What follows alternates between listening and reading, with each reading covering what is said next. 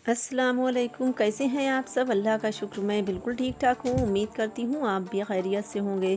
तो आज फिर मैं वही सहार से मैं यानी नमाज़ के वक़्त से फ़जर की मैं बनाना स्टार्ट कर रही हूँ व्लॉग।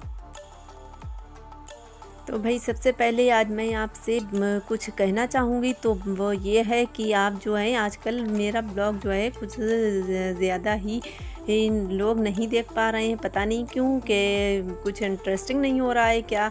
तो इस वजह से जो है मेरे ज़्यादा व्यूज़ नहीं आ रहे हैं। तो आप प्लीज़ आप देखा करें मेरा ब्लॉग, और ज़रूर से देखा करें। तो मैं वीडियो बनाती हूँ बहुत सारी, लेकिन जो है फिर आप जब नहीं देखते हैं तो मेरी मेहनत जो है वो ज़ाया चली जाती है। तो आप प्लीज़ ऐसा ना किया करें, और ज़रूर से मेरे ब्लॉग जो है देखा करें और लाइक भी किया करें। जो मेरे चैनल पर नए हैं वो तो सब्सक्राइब ज़रूर कर दिया करें, क्योंकि आप सब्सक्राइब कर लेते हैं तो फिर जो है ऐसा होता है कि आप मैं जैसे ही मैं वीडियो जो है अपलोड करती हूँ तो आपको फ़ौरन की फ़ौरन मिल जाती है, और आप ज़रूर देख लिया करें। तो यहाँ पर मैं दिखा रही थी कुछ आज का व्यू अपने यहाँ का। तो सुबह से इतना मस्त मौसम हो रहा होता है, 2-3 रोज़ हो गए हैं आज, तो इतना अच्छा लग रहा होता है सुबह से कि ये लगता है कि दिन में बहुत आज सुकून मिलने वाला है। लेकिन भई कुछ ऐसा होता है कि बस सुबह होते ही उसके बाद जितना ही टाइम बढ़ता रहता है, और उसके बाद जो है ऐसा मौसम हो जाता है कि दिन में वही तपिश वाली धूपें और बहुत तेज़ी सी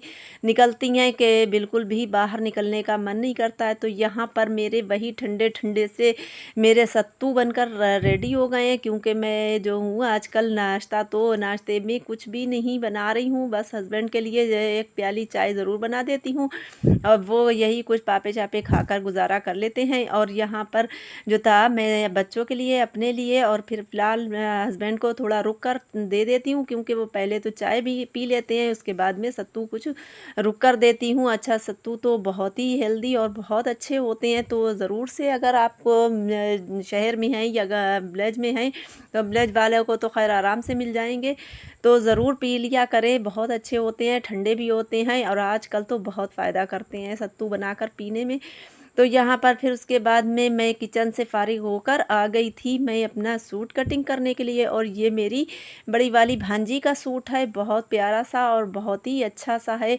तो यहाँ पर मेरी मशीन जो थी वो भी लगने लगी है अब। जिस रोज़ मैं भई मशीन जो है आजकल मेरे यहाँ मेरे घर की मोटर जो है वो बिल्कुल भी वाटर लेवल नहीं आ रहा है ऊपर, और बहुत जब तक बारिश नहीं होती है तो मुझे ऐसे ही परेशानी उठाना पड़ेगी। तो ये मेरी मैं इतना पानी भरकर रख लेती हूँ कि मैंने मशीन में ये चला लिया था। तो बस ये था कि मैंने बस चलाया, और उसके बाद में ये डाल दिया था और मशीन चला ली थी। फिर उसके बाद देखती है देखें आप कि मेरे ये कि कैसा पानी आ रहा है, बिल्कुल से स्लो, इतना स्लो पानी आया था उस वाली टंकी में जो बाहर वाली है टंकी।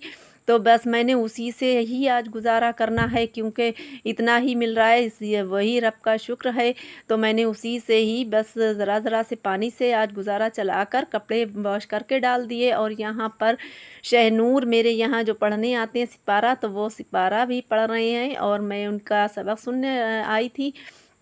तो मैंने कपड़े धोते-धोते बस ये भी काम कर डाला, और फिर उसके बाद भई मैं आ गई हूँ अपनी बुटीक पर, जो कि मैं जो कुछ जो है वो सूट थोड़े बहुत मैं कटिंग करके रख देती हूँ, जो होता है एक आध, और जो बाकी का कल का होता है बचा हुआ तो वो मैं उसको पहले स्टिच करती हूँ। उसके बाद में दो न्यू होता है जो कट करके रखती हूँ उस दिन, तो वो मैं स्टिच कर लेती हूँ। फिर उसके बाद में फिर मैंने जो था दोपहर में आज बनाना था मिक्स दाल और चावल। तो यहाँ पर मैं मिक्स दाल बनाने लगी थी, तो मैंने बस अधन चढ़ा रही हूँ यहाँ पर मैं। अच्छा, अधन ही चढ़ाकर बनाती हूँ दाल। आप सब अलग-अलग अपनी-अपनी सबकी आइडिया और अपने जो है वो होते हैं कि कोई किस आइडिया से बनाता है, कुछ किस आइडिया से बनाते हैं। तो मैं तो बस इसी तरह से बनाती हूँ। ये सारी मिक्स दाल मैंने बीन कर अब वॉश कर दूँगी। कुछ दो देर पहले ही मैं जो है भिगो देती हूँ दाल को, और फिर जो है अब मेरा अधन जो है वो अभी नहीं खौला है, तो फिर अब अधन खौल जाएगा तो फिर मैं वही भीगी हुई दाल मैं डाल देती हूँ इसमें। तो बस ये होता है कि दाल अब गलती रहेगी और मैं अपने बाकी के सारे काम कर लूँगी। अच्छा, मैंने यहाँ पर कच्चा आम भी डाला है, जो कि आपको नज़र आ रहा होगा। तो मैं कच्चा आम आजकल जो है ज़रूर डालती हूँ।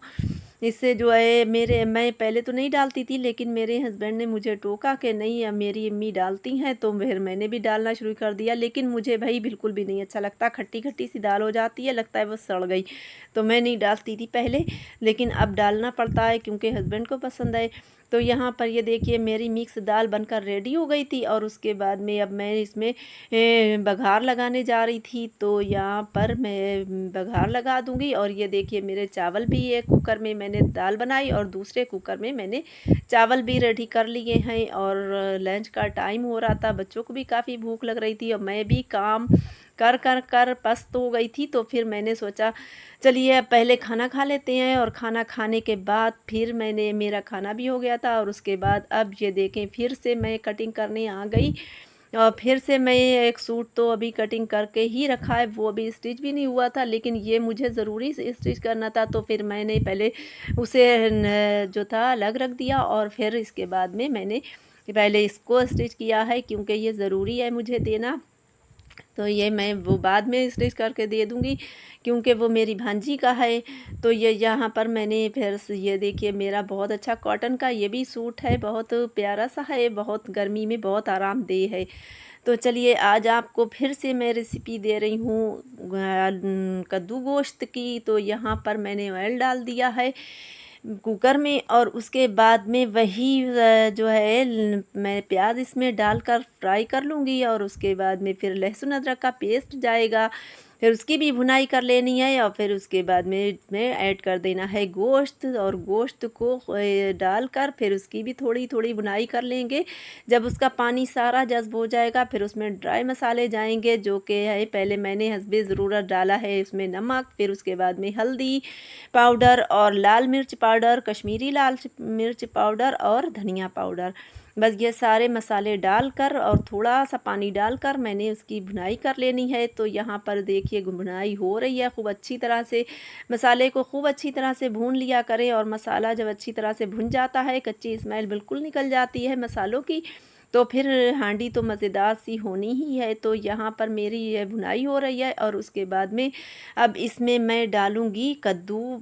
तो कद्दू डालकर बस अब इसको फिर से थोड़ा सा चलाना मिलाना है, और मसाला सारा जो है वो कद्दू में जब मिक्स हो जाएगा, तो फिर इसमें डाल देना है पानी। और पानी मुझे बस इतना डालना है कि गोश्त गल जाए, और कद्दू तो ज़ाहिर सी बात है कद्दू बहुत जल्दी से गल जाता है, और गोश्त ज़रा टाइम लेता है। तो फिर यहाँ पर ये देखें थोड़ी देर के लिए 2-3 सीटी लगाने के बाद अब उसका प्रेशर भी निकल गया था। तो फिर मैंने खोला, तो कद्दू तो गल ही जाता है बहुत आसान तरीके से, वैसे भी जल्दी गल जाता है। तो यहाँ पर उसकी थोड़ा सारा बोटी बचा बचा कर, यानी ये गोश्त ना उसका फूटे, तो बस मुझे शोरबा तो इसमें करना नहीं है। तो बस सारे गर्म मसाले भी मैंने खोल कर ऐड कर दिए हैं। अब उसको जो है हरा धनिया से गार्निश कर दूंगी। तो यहाँ पर ये देखिए मेरा कद्दू गोश्त तो रेडी हो गया था, और यहाँ पर आ चुके थे हस्बैंड, जो कि लाए थे आज खरबूजे। तो खरबूजे तो यहाँ पर ये बिल्कुल भी नहीं मज़ेदार थे, और काटते ही बच्चों ने टेस्ट किया तो बिल्कुल फीके फीके से थे। हमारा ब्लॉग था यहीं तक, और अगर आपको हमारा ब्लॉग पसंद आया हो तो लाइक शेयर एंड सब्सक्राइब करना मत भूलेगा। मिलते हैं किसी नेक्स्ट ब्लॉग में। Thanks for watching. अल्लाह हाफिज़।